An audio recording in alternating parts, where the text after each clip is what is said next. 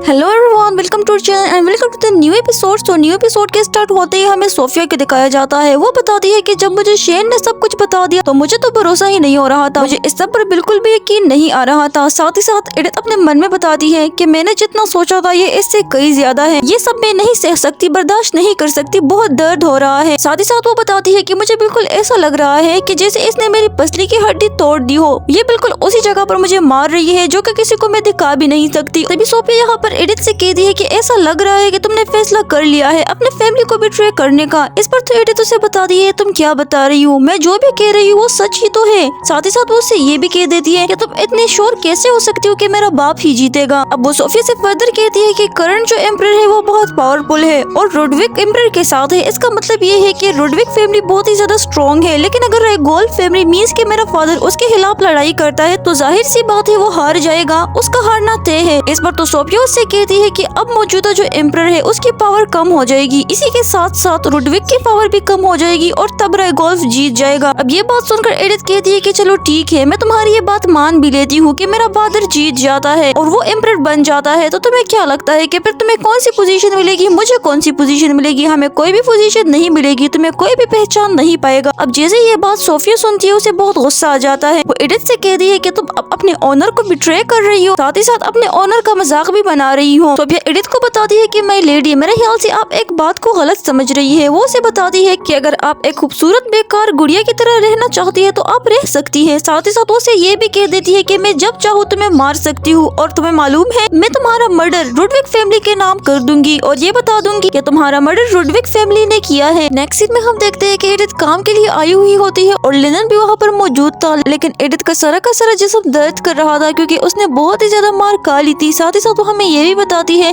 कि जब से सोफिया इस मेंशन में आई है तब से मेरी आजादी खत्म हो चुकी है। वो मुझे न सिर्फ मारती है बल्कि मुझे भूखा भी रखती है, खाने के लिए कुछ भी नहीं देती। साथ ही साथ हम देखते हैं कि सोफिया उसे बता रही होती है कि अगर तुम्हें खाना चाहिए तो इसका मतलब ये है कि तुम्हें अपने आप को मेरे लिए यूजफुल बनाना होगा। अगर तुम अपने आप को मेरे लिए यूजफुल बनाओगी, अपने फैमिली के लिए यूजफुल बनाओगी, तब तुम्हें खाना मिलेगा, वरना तुम्हें खाना नहीं मिलेगा। अब ये बात सुनकर तो एडिथ उसे बताती है क्या तुम्हें अच्छा लगता है लोगों को ऐसे ट्रीट करते हुए जैसे कि वो कोई बीस्ट हो? इस पर तो सोफिया उसे बताती है कि तुम जिस सिचुएशन में हो उसमें तो बीस्ट भी समझ जाएगा कि उसे क्या करना है, लेकिन मेरे ख्याल से तुम तो बीस्ट से भी बदतर हो, तुम इस सिचुएशन में नहीं समझ पा रही कि तुम्हें क्या करना है। ये बात सुनकर तो एडिथ उसे बता दिया कि वैसे तुम तो मेरे फादर की एक डॉग हो, तो तुमने ये बात की इसलिए ये बिल्कुल भी अच्छा नहीं लग रहा। ये बात सुनकर तो सोफिया को बहुत गुस्सा आ जाता है। वो एडिथ के पास आ जाती है, उसे मारने लगती है, उसे बताती है कि तुम्हें क्या हो गया है, जब से तुम यहाँ पर आई हो बिल्कुल अजीब हो गई हो, क्या तुम्हारे सर पर कहीं चोट लग गई है? तुम्हें क्या लगा था कि मैं खाना खा रही हूँ इस वजह से मैं तुम्हें नहीं मार पाऊंगी? मैं ऑफ कोर्स तुम्हें मारने के लिए यहाँ पर आ गई हूँ और मैं हर वक्त तुम्हें मारूंगी जब तुम बकोगी। प्रेजेंट में एडिथ बताती है कि इस लाइफ में मेरे साथ जो कुछ हो रहा है इस तरह से तो मेरे साथ प्रीवियस लाइफ में भी नहीं हुआ, इस तरह मार मैंने कभी भी नहीं खाई। साथ ही साथ वो यही बताती है कि जब मैं ये सोचती हूँ कि एडिथ बचपन से ये सब सहती आ रही है और यहाँ तक कि वो कोई रेजिस्टेंस भी शो नहीं कर रही थी, ये सब सोचते हुए तो मुझे बहुत गुस्सा आता है और मुझे बिल्कुल ऐसा लगता है कि अब तो मैंने हिम्मत बिल्कुल भी नहीं हारनी। साथ ही साथ हम देखते हैं कि वो यहाँ पर डिजर्ट भी खा रही थी, जिस पर तो लिनन उसकी तरफ देखते हुए बताता है कि ऐसा लग रहा है कि तुम आज का डिजर्ट बहुत एंजॉय कर रही हो। तभी एडिथ को मालूम पड़ता है कि उसने तो सारा का सारा डिजर्ट खत्म कर दिया है और सिर्फ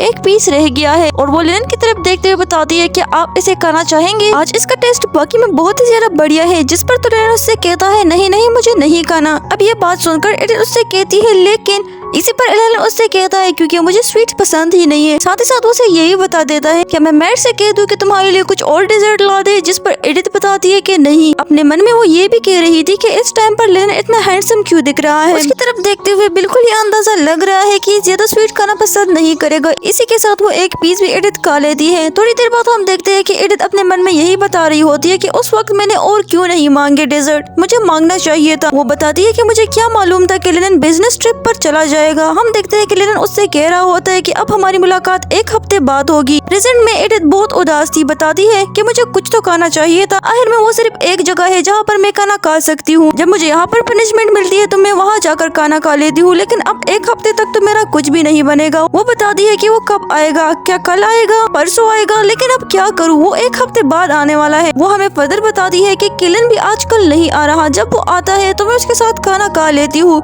लेकिन सोफिया तो यहाँ पर मुझे भूख से ही मार देगी। पहले आना खाना लेकर आती थी, लेकिन अब तो सोफिया लेके आती है और किसी का उस पे शक भी नहीं जाता कि वो मेरे साथ ये सब कर रही है और मुझे भूखा छोड़ रही है। साथ ही साथ वो यही बताती है कि किलन को क्या हो गया है। इसी के साथ उसे किलन की वो बात याद आती है कि अगर तुम उस मेट के साथ रहती हो जो कि तुम्हारे साथ बचपन से रही है तो मेरे ख्याल से इससे काउंट को सुकून मिलेगा और वो तुम्हारे बारे में कब फिक्रमंद होगा। प्रेजेंट में अब एडिथ बताती है क्या ऐसा तो नहीं है कि किलन ने शेन की बातों पर यकीन कर लिया हो, वो तो झूठ बता रहा था और तभी उसके पेट में दर्द होने लगता है। वो बताती है कि भूख की वजह से मैं बिल्कुल बकवास ही सोच रही हूँ, इससे पहले कि यहाँ पर सोफिया आ जाए और मुझे टॉर्चर करे, मेरे सामने खाना खाए, मुझे चाहिए कि मैं बाहर चली जाऊँ और फ्रेश एयर ले लूँ ताकि इससे मेरी बर्दाश्त बढ़ सके। और वो यहाँ से बाहर चली जाती है। इसी टाइम पर हमें सोफिया का सीन दिखाते हैं, वो खाना लेकर आ रही होती है। साथ ही साथ अपने मन में बताती है कि एडिथ को मैंने इतने सालों से ट्रेन किया हुआ है, तो इतने कम समय में वो इतनी चेंज कैसे होगी, इसमें इतना बड़ा बदलाव कैसे आ गया है। वो बताती है कि अगर मैं उसको फेस पे थप्पड़ भी दे देती हूँ इसके बावजूद भी वो नहीं डरती, यहाँ तक कि वो मेरी तरफ घूरती रहती है। ये बहुत अलग लुक दे रहा है, बिल्कुल अजीब लग रहा है। साथ ही साथ वो यही बता देती है कि जो भी हो मैं उसके इस एरोगेंट बिहेवियर को खत्म कर दूंगी, बल्कि उसके इस एरोगेंट बिहेवियर को बीच में से ही तोड़ दूंगी। इसी के साथ उसे आवाज आती है कि एडिथ तुम कहाँ पर जा रही हो, और हम देखते हैं कि यहाँ पर रीज होती है। वो एडिथ से कह रही होती है कि अगर तुम्हारे पास फ्री टाइम है तो क्यों ना तुम मेरे साथ आ जाओ, हम चाय पियेंगे, साथ ही साथ पाई केक भी खा लेंगे। अब जैसे ही आवाज सोफिया सुनती है तो वो खामोश हो जाती है। वो सोचने लग जाती है कि ये आवाज तो रीज से क्लियर की है। साथ ही साथ हमें पास्ट का एक सीन दिखाते हैं जिस टाइम सोफिया इस मेंशन में आ रही थी। हम देखते हैं एडिथ के भाई शेन को, जो कि सोफिया से कह रहा होता है सोफिया मेरी एक बात सुनो, जिस पर वो बहुत खुश हो जाती है, उसकी तरफ देखने लगती है। शेन उसे बता रहा होता है कि तुम इस मैटर के अलावा मुझे एक फेवर दे सकती हो। ये बात सुनकर तो सोफिया और भी खुश हो जाती है और शेन से कहती है कि ऑफ कोर्स आप मुझसे जिस किस्म का ये फेवर मांगना चाहे मांग सकते हैं, मैं आपके लिए कुछ भी कर सकती हूँ।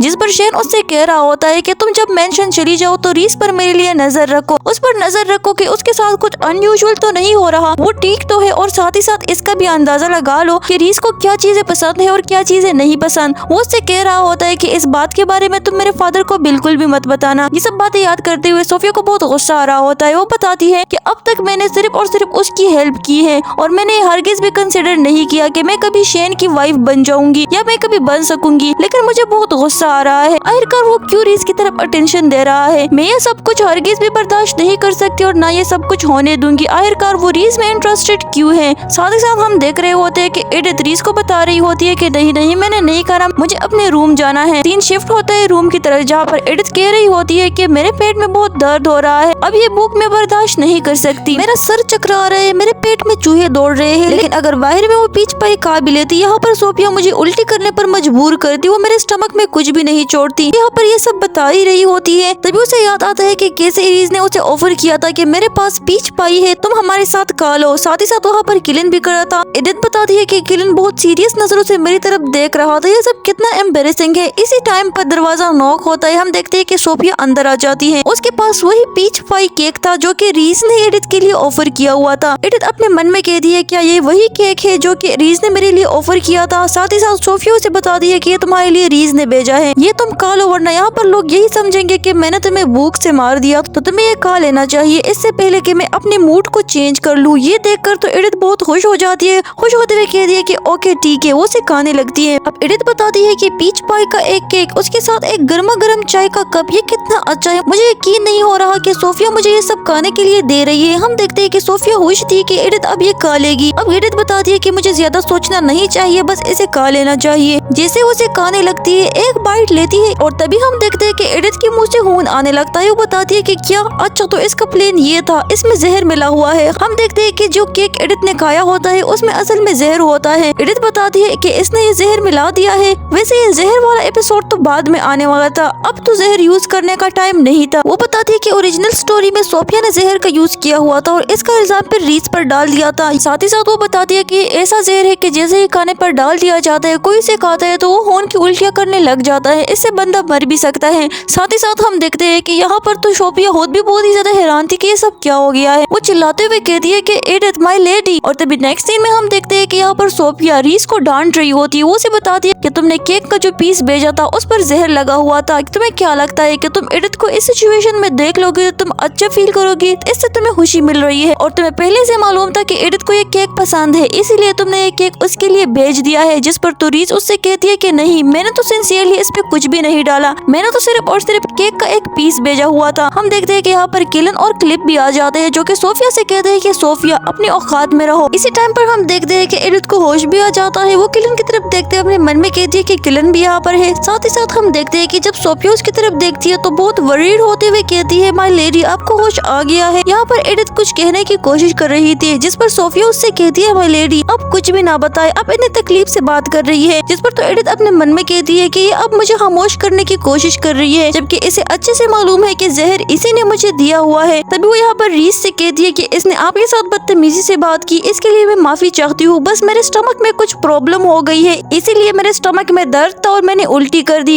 इस पर तो सोफिया बहुत हैरान हो जाती है। एडिथ से कहती है कि उल्टी नहीं, तुमने खून की उल्टी की है। जिस पर एडिथ बताती है कि बस थोड़ी सी एलर्जी हो गई थी। तभी हम देखते हैं कि यहाँ पर क्लिफ हंसते हुए कहता है कि ये बहुत ही ज्यादा फनी है और वो यहाँ पर एक मेड से कह देता है कि इस रूम की तलाशी लो। इस पर तो यहाँ पर सोफिया कहती है कि इसकी क्या जरूरत है। साथ ही साथ एडिथ अपने मन में बताती है कि सोफिया ने मुझे जो जहर दिया हुआ है, मुझे यकीन है कि अब तक इसने ये डिब्बी छुपा ली होगी। और इसी टाइम पर हम देखते हैं कि वो मेड बताती है कि मुझे कुछ सस्पिशियस मिल चुका है। वो एक डिब्बी उठा लेती है जो कि जहर की होती है और उस पे एक स्कल भी बना हुआ था। इस पर तो एडिथ अपने मन में कहती है कि सोफिया तुम्हें अच्छे से मालूम है कि इस पे स्कल बना हुआ है, इसका मतलब ये है कि ये खतरनाक है और ये डेंजर है, तुम्हें ये तो छुपाना चाहिए था। साथ ही साथ एडिथ क्लिप को भी बता देती है कि ये डिब्बी मेरी नहीं है। इस पर तो क्लिप उससे कहता है, अच्छा तो तुम्हारा मतलब ये है कि कोई और तुम्हारे रूम में आया है और उसने ये डिब्बी यहाँ पर रख दी है। क्लिप एक शैतानी स्टाइल से बताता है कि ये काफी ज्यादा इंटरेस्टिंग है। साथ ही साथ हम देखते हैं कि एडिथ बताती है कि ये सब तो इतनी जल्दी पकड़ा गया। वो बताती है कि सच में सोफिया की गलती थी या फिर शायद। और इसी के साथ हम देखते हैं कि रीस क्लिप को बताती है कि तुम्हारा बहुत बहुत शुक्रिया, तुमने हमारी हेल्प कर दी, वरना मैं तो एडिथ के बारे में बहुत ही ज्यादा फिक्रमंद थी। अब ये डिब्बी जैसे ही डॉक्टर को मिल जाती है उसके मुताबिक फिर वो मेडिसिन लिखना स्टार्ट कर देता है। साथ ही साथ क्लिफ और रीस यहाँ से चले जाते हैं और रह जाता है यहाँ पर सिर्फ और सिर्फ किलन। किलन डॉक्टर से पूछता है कि वो बहुत ज्यादा दर्द में होगी, तो क्या आपने उसको कोई पेन किलर दे दिया है। जिस पर अब डॉक्टर उससे कहती है कि हाँ मैंने पेन किलर दे दिया है, लेकिन मुझे ऐसा नहीं लगता कि इससे उसको रिलीफ मिलेगा,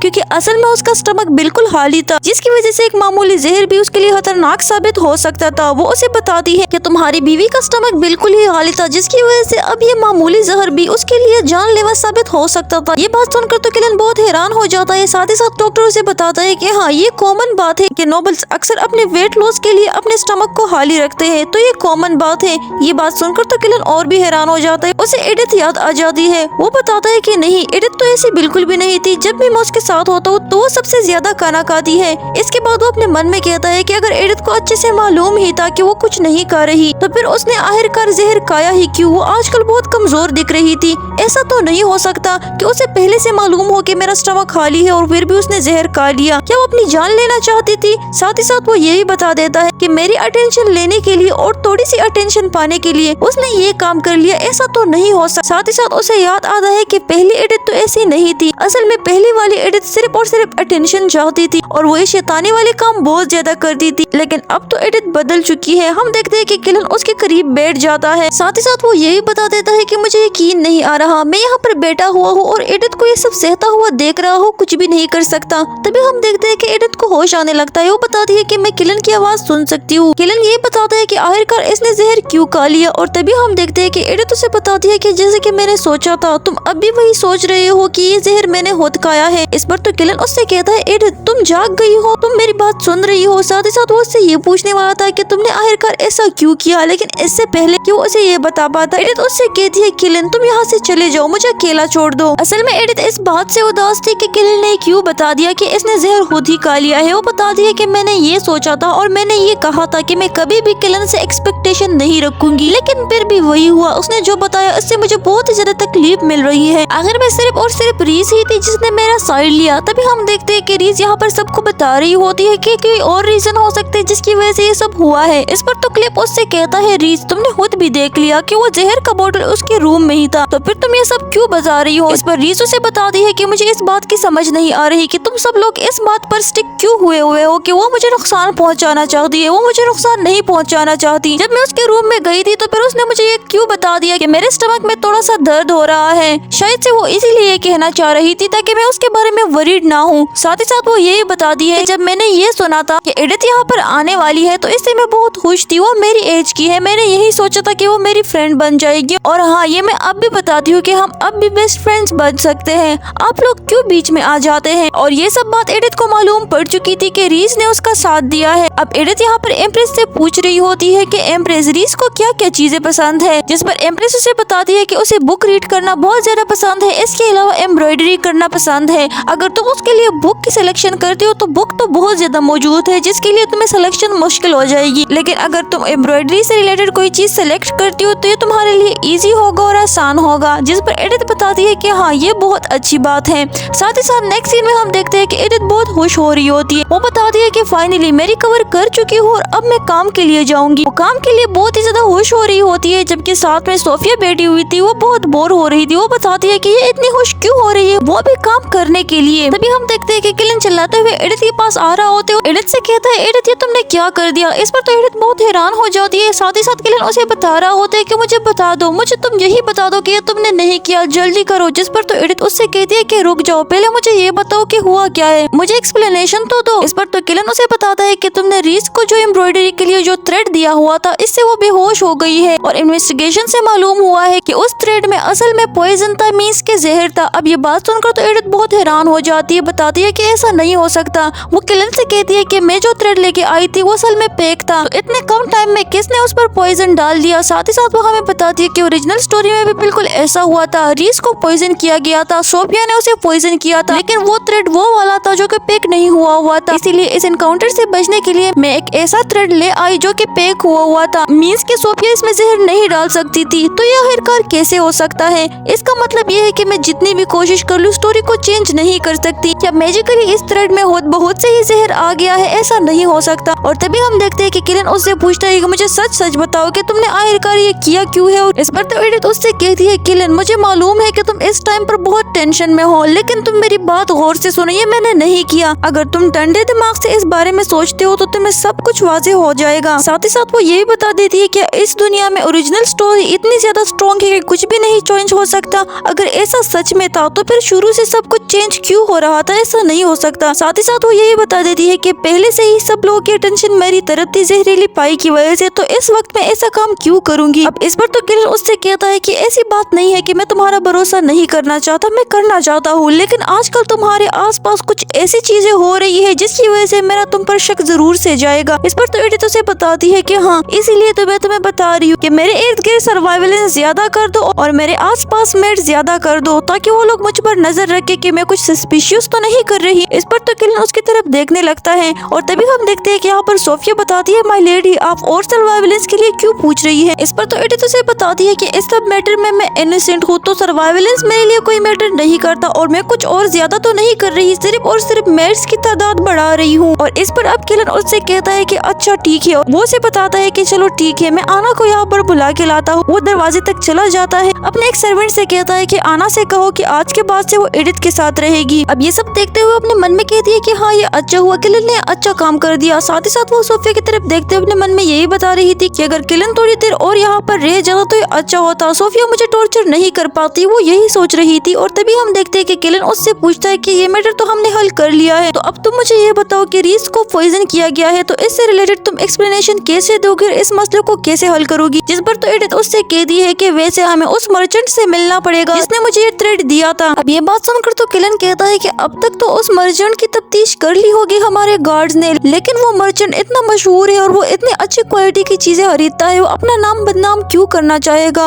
वो नहीं चाहता होगा कि मेरा नाम खराब हो जाए, तो उसने ये सब नहीं किया होगा। इस पर तो एडिथ बताती है, अच्छा तो फिर बात कुछ ऐसी है कि मेरे गिफ्ट तक किसने अप्रोच किया है, रीस के कमरे में कौन कौन आता जाता है? इस पर किरण उसे बताता है कि रीस के कमरे में क्लिप जाता है, मोम जाती है, इसके अलावा मैं भी उसके रूम तक जाता हूँ और साथ ही साथ उसकी मेड भी। अब ये बात सुनकर तो एडिथ कहती है कि कोई ऐसा हो सकता है जो कि हम सब पर नजर रख रहा हो और यहाँ पर कोई गद्दार जरूर हो सकता है। जिस पर किलन बताता है कि अब तक तो हम सिर्फ यही सोच रहे हैं कि सिर्फ और सिर्फ रायगोल भी यहाँ पर अपना गद्दार बेच सकता है, कोई ऐसा बंदा बेच सकता है जो कि हम पर नजर रखे। अब एडिथ किलन को बताती है, किलन शायद से इस पर भरोसा करना तुम्हारे लिए जरा मुश्किल हो, लेकिन मेरी बात गौर से सुनो। बात कुछ ऐसी है कि कोई मुझे बलि का बकरा बनाना चाह रहा है। वो असल में ये चाहता है कि एक तीर से दो शिकार कर ले। ऐसा कौन कर सकता है? वो बताता है कि असल में इन लोगों का मकसद ये है कि वो रीस को नुकसान पहुंचाना चाहते हैं। अगर वो मर जाती है तो इसका मतलब ये है कि सारा का सारा शक मुझ पर जाएगा। तो बात कुछ ऐसी होगी कि जैसे ही रीस को रास्ते से हटा देंगे, मैं खुद बहुत ही रास्ते से हट जाऊंगी। इस मेंशन में मौजूद जितने भी लोग होंगे वो सारे के सारे मुझ पर इल्जाम लगाएंगे और मुझे भी सजा मिल जाएगी। इस तरह से मैं भी रास्ते से हट जाऊंगी, साथ ही साथ रीस भी हट जाएगी। और इसके एग्जाम्पल मुझे अच्छी से मालूम है। वो बता दी है कि सिंक्लेयर के जो भाई बहन है वो दोनों इसमें शामिल हो सकते हैं। बल्कि मैंने तो ये रूमर्स भी सुने हैं कि उन्होंने रीस के खिलाफ बहुत कुछ किया हुआ है और उन्होंने रीस को बहुत नुकसान भी पहुंचाया हुआ है। ये बात करने के बाद अब एडिथ थोड़ी देर के लिए रुक जाती है। इस पर तो किलन बहुत हैरानी से उसकी तरफ देखते हुए कहता है कि अपनी बात को कंटिन्यू रखो। और बस फिर यहीं पर ही इस एपिसोड का एंड कर देते हैं। गाइस, अगर आपको इसका नेक्स्ट एपिसोड चाहिए तो कमेंट सेक्शन में जरूर बता दे। इस स्टोरी से रिलेटेड कोई ना कोई कमेंट जरूर कर दे, साथ ही साथ इस वीडियो को लाइक भी कर दे। और अगर आपने चैनल को सब्सक्राइब नहीं किया तो सब्सक्राइब करना तो बिल्कुल भी मत भूलें। वक्त के साथ साथ ये स्टोरी और भी इंटरेस्टिंग होती जा रही है। So thank you so much for watching and support जरूर कर दे।